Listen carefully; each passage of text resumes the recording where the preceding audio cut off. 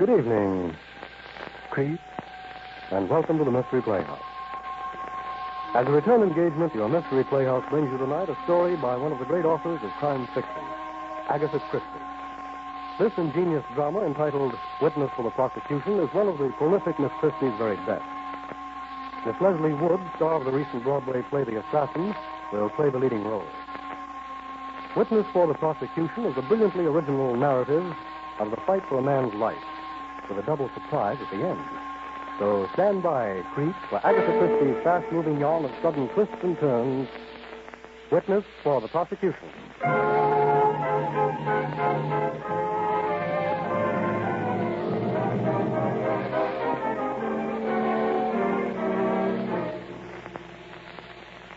Our story begins in a little house in the suburbs of the great city. Rich, eccentric old Miss Emily French is half dozing in her rocking chair. And then someone enters her room.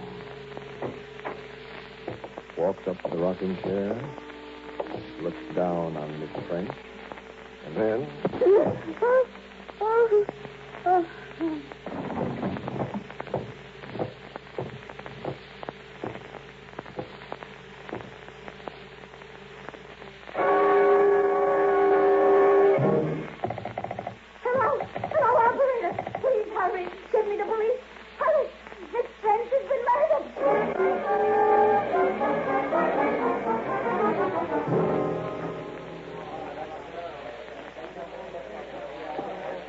All right, men.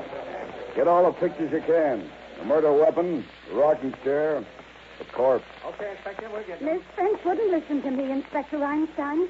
I used to be more than the maid to her. I was her best friend until he came, and now see what's happened. All right, Miss Mackenzie, relax. Who are you talking about? Mr. Vole, Leonard Vole. I told Miss French no good would come of it, but she wouldn't listen to me. She entrusted all her business to him. She even made out a new will, leaving him all her money. Was he here tonight? He was here every night since he met her 3 months ago. He must have been here tonight. You remember if anyone else came to see Miss French tonight? Not that I know of. Oh, I warned her no good would come of it. Him 33 and she at least 70. And he killed her. Leonard Vole killed her. I know he did.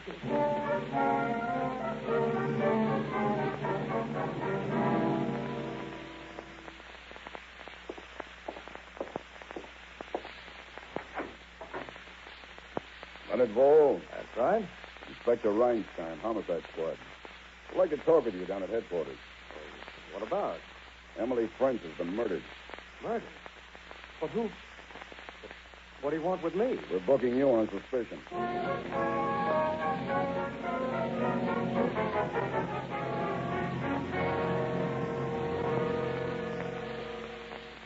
But, Mr. Mayhearn, you're my attorney.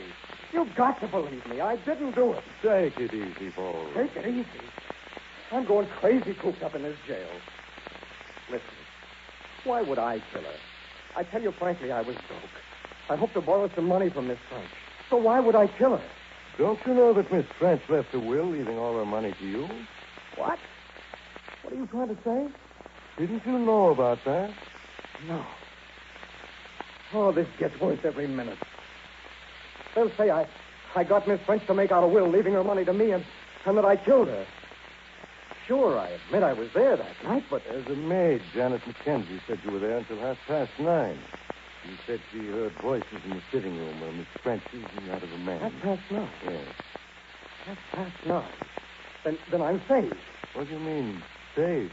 By 9:30, I was at home again. My wife, Romaine, can prove that.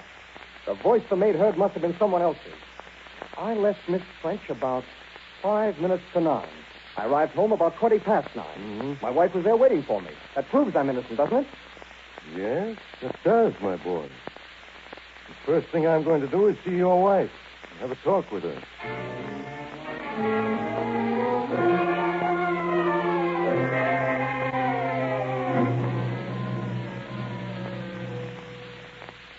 And that's the whole story, Mrs. Vole. No one else saw Leonard return at 9:20. There'll be no one else to confirm your testimony. I see. Leonard wants me to say that he came in at 20 minutes past 9 that night.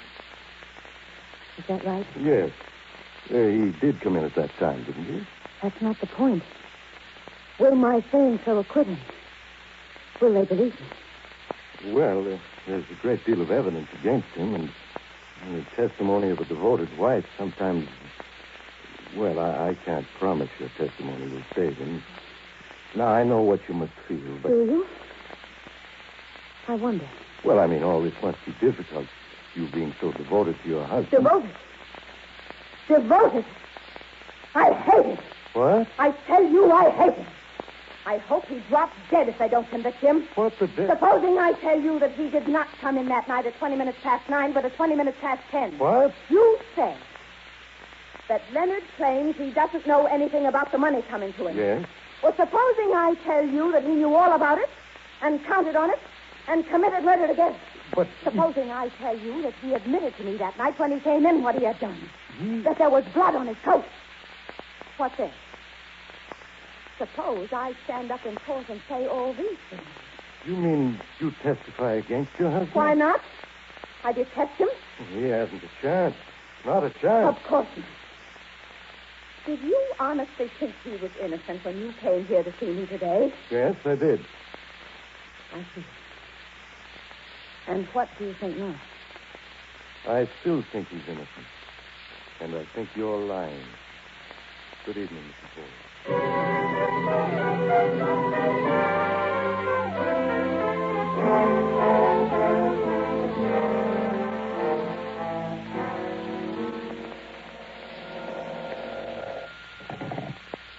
Mayor, I'm speaking. Mr. Mayor, my name is Marston. Mrs. Marston. Yes? Now, you don't know me. But if you want that painted, brazen woman thrown up for what she is, a liar, you come to 1122 Hudson Street tonight. What? You mean Mrs. Hall? Come and find out, or lose your head, and bring $300. Now, wait a minute. Goodbye. Mrs. Markson. Hello. If I can prove Mrs. Hall is lying, Leonard still has a chance.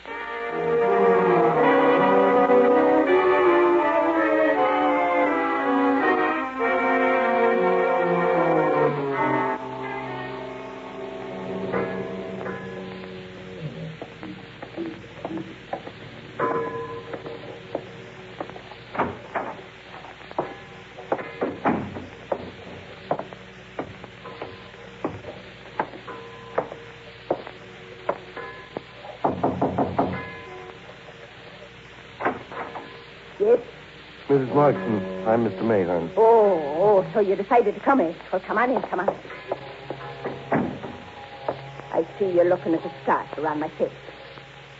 Are you wondering why I hide my beauty, dear? Would you like to see? Oh, I wasn't... You shall see. Here. Never mind. I'll cover my cheek with a scarf again. But you don't feel like kissing me, do you? And I don't blame you. And yet, I was a pretty girl once. And not so long ago as you'd think either. Vitriol, my dear, vitriol. That's what did that to my face. But I'll be even with her. I can give you proof that Romaine Vole has lied about her husband. Proof? What kind of proof? What would you say to a letter? A letter from her? Well, how did you get hold of it? Never mind how I got hold of it. That's my business. But it'll do the trick, all right. Now, $300. All right. But first, the letter, if you please. Just right here in this section. Here they are. A whole bundle of them. But it's the top one you want. Thank you. Now, go on. Go on and read it. Max.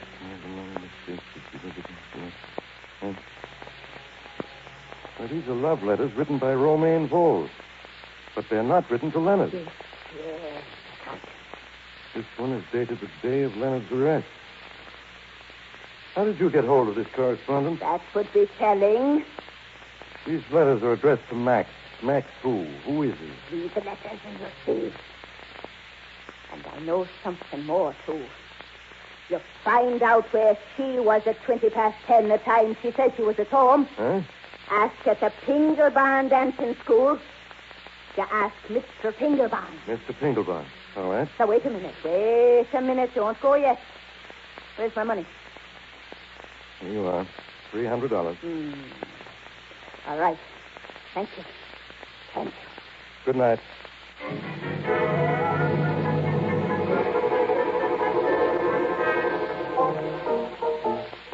Follow the rhythm now. 1, 2, 1, 2. Pull in your stomach. Kick. That's it.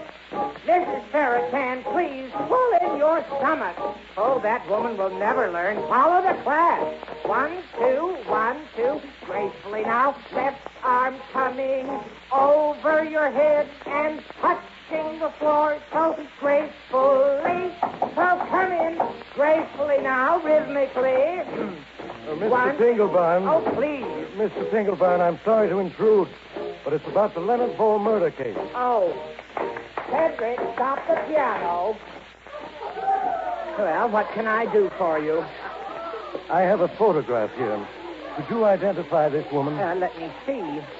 Why, yes, that's Romaine Vole. Oh, she's one of my advanced students. Very artistic. In fact, she used to be an actress. Never mind all that. Was she here the night of the murder? Why, yes. I remember we all discussed it the next day. What time did she leave? Well, I think the class broke up at 10:30 or so that night. Oh, class, please.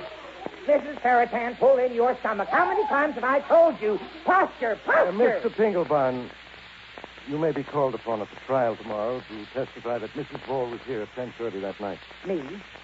A witness in a murder trial? Yes. Oh, I'd love it.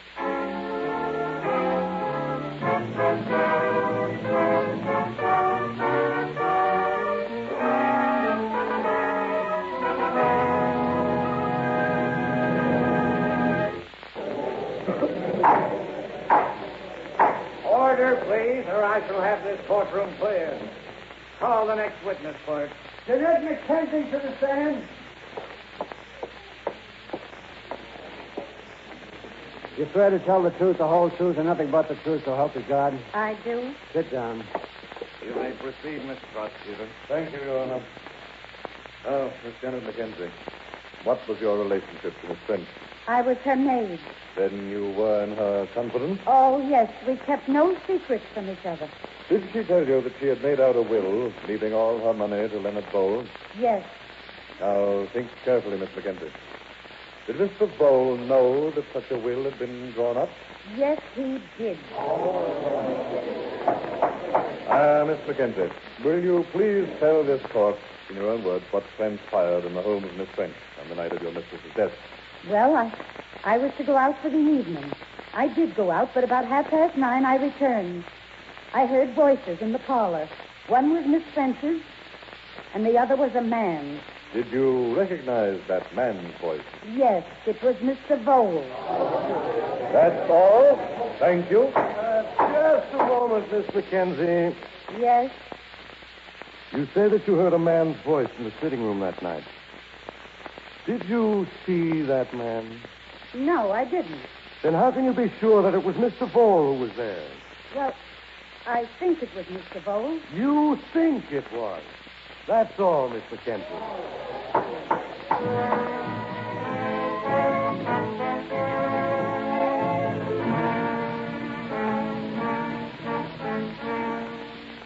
And Mr. Vole, you want us to believe that you visited this rich old lady, Miss French, out of pure kindness of heart? A woman 40 years your senior? You want us to believe that, Mr. Vole? I only want You look pale, Mr. Vole.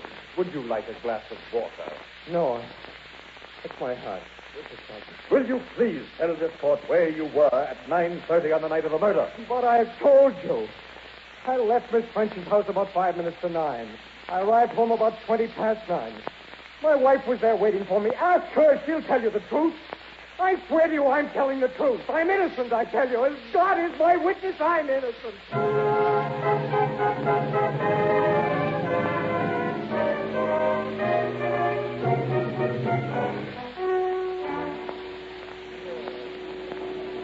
The prosecution calls as its next witness Mrs. Romaine Bowles. Romaine Bowles to the stand, please. You swear to tell the truth, the whole truth, and nothing but the truth, so help you God? I do. Sit down. Your name is Romaine Bowles. Yes. Did your husband ever tell you that he knew that the money was coming to him?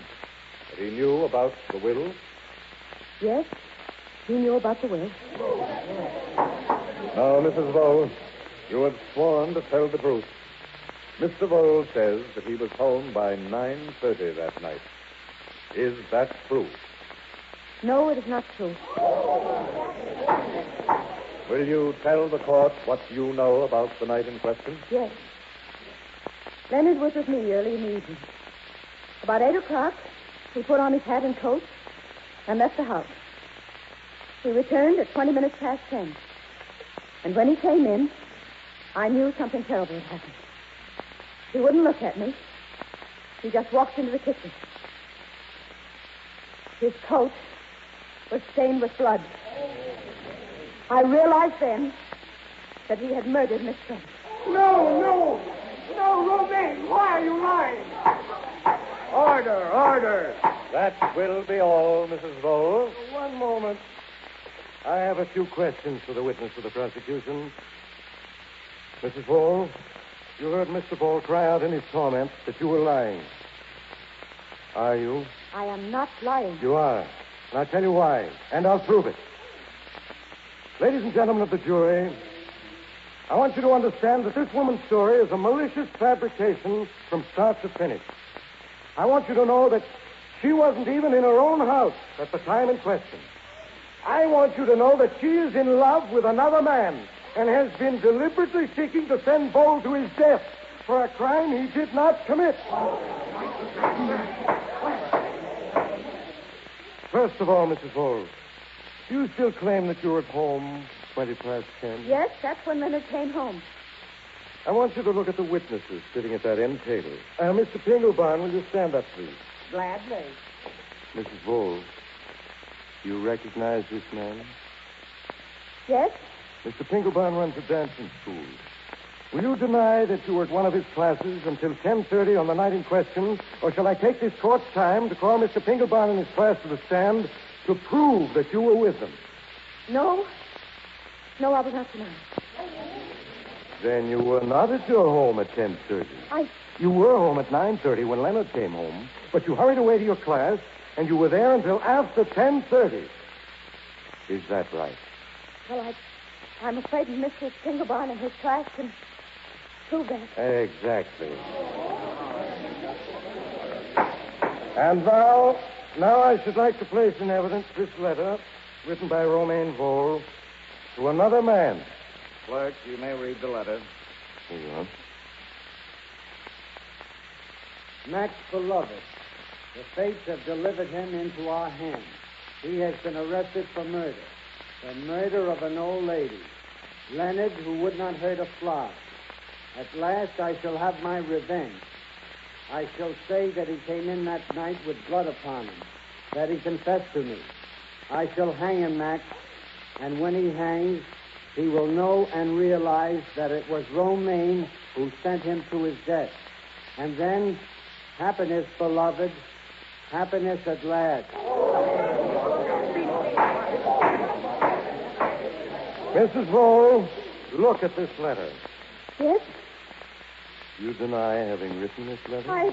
Will you admit it, or shall I have the experts who are present prove that this letter is in your handwriting? Mrs. Bowles, did you write this letter? Yes, I wrote it. This was my chance to get rid of it. That's why I made up the whole story. I'll tell you, he did return to the house at 20 minutes past 9, but when I realized that only my testimony could prove his innocence, I decided to invent a story out of whole cloth to ruin him. And now I've ruined everything. I've ruined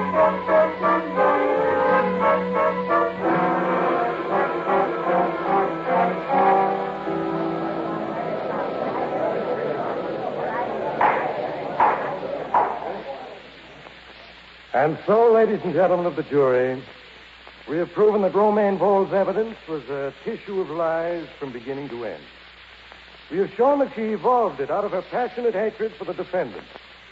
And since the chief witness for the prosecution has confessed to her false story, confirming Mr. Voll's statement that he was not at Miss French's house at 9:30, I ask that you bring in the only possible verdict.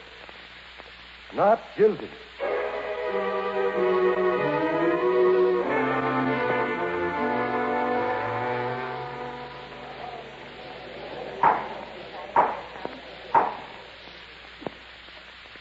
We, the jury, find the defendant not guilty. Congratulations, Voll. Did you hear that? You're a free man again. Free. That's the most exciting. Oh. My heart. What is it, man? I can't breathe. Mr. Voll. Not guilty. Voll! Stand back. Stand back. Give him air. Please. Bennett. Please. Bennett, somebody do something. Will you all stand back and be quiet, please? I think... Yes. He's dead. Dropped dead. It's heart failure.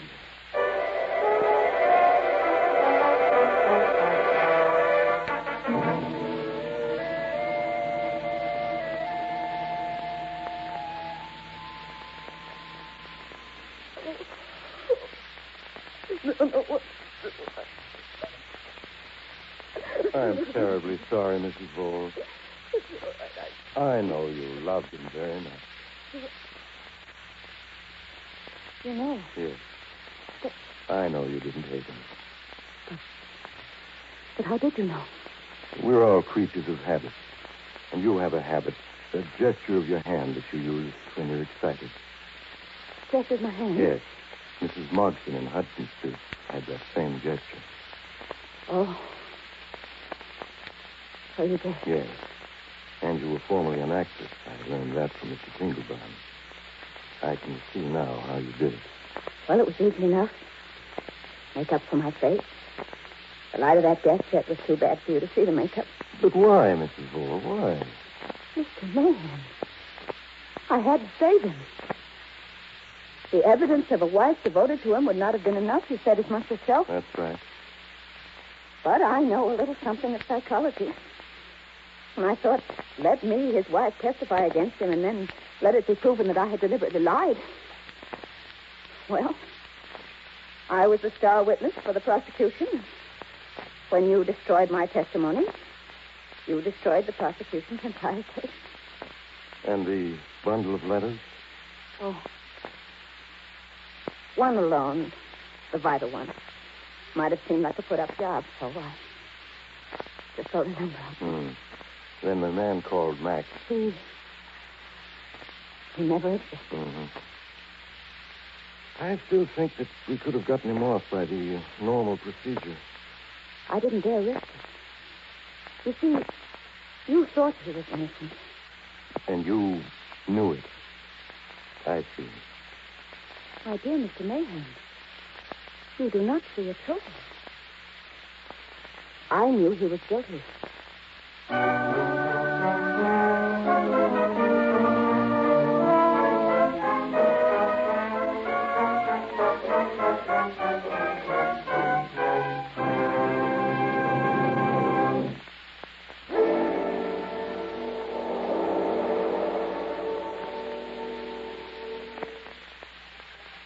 Well, Creeps, that rings down the curtain on Witness for the Prosecution, tonight's performance in the Mystery Playhouse. Miss Leslie Woods was starred in tonight's play by Agatha Christie. Until next time, Creeps, good night. Sleep tight. This is the Armed Forces Radio Service.